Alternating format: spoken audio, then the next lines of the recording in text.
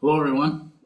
So it's official. Ross Gerber from Gerber Kawasaki has withdrew his bid for a seat on the board of directors at Tesla. So he tweeted out yesterday evening, he said, "After careful consideration, I've decided to withdraw my nomination for the Tesla board of directors.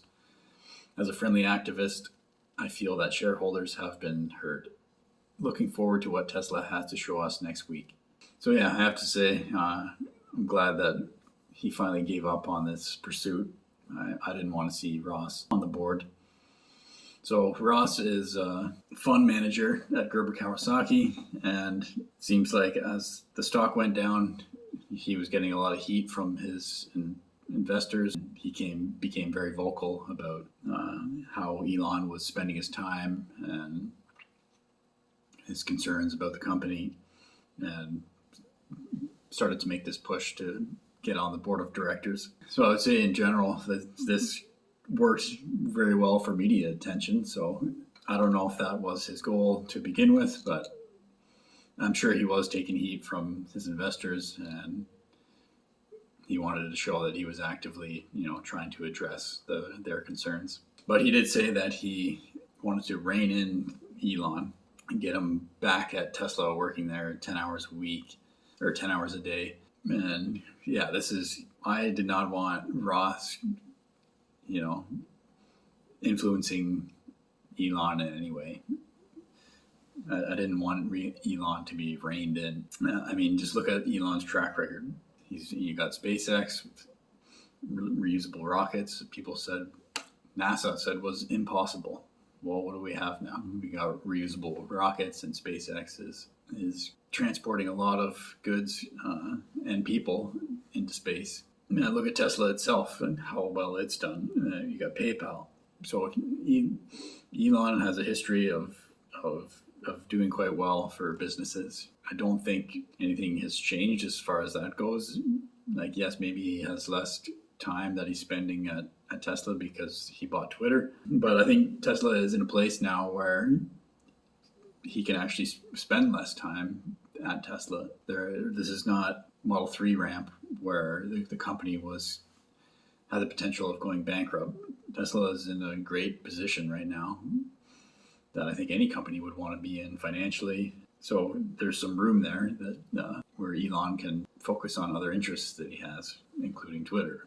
I believe the team at Tesla is huge, and I think they must have an amazing team there. There must be some pretty amazingly capable people there who, in Elon's absence, are doing a fine job. I'd love to meet some of the engineers there and have a chat with them, and maybe tour a factory and really see how things actually work there, because it looks like they've really got things figured out. They're not perfect.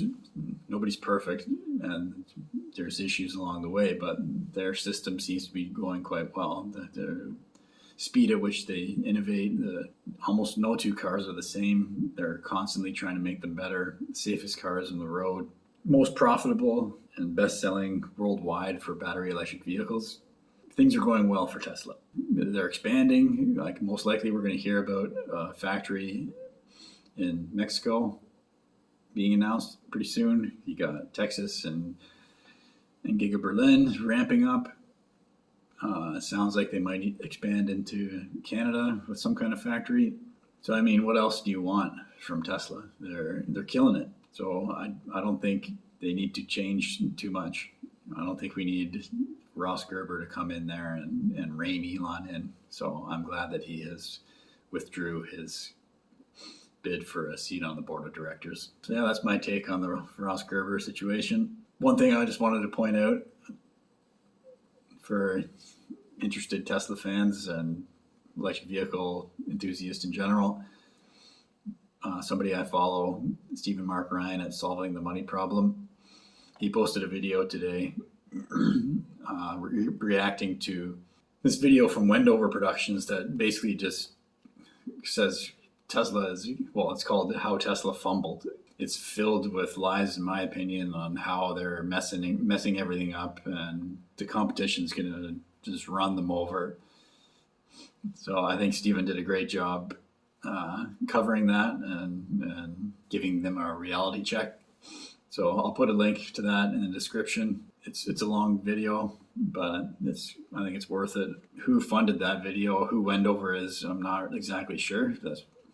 I wouldn't be surprised if they're getting money from traditional automotive, because some of the things they said were quite ridiculous. So I recommend that video, and as I said, we'll put a link in the description. And my name is Evan Bertrand. This is the Evergreen Channel. Have a nice day.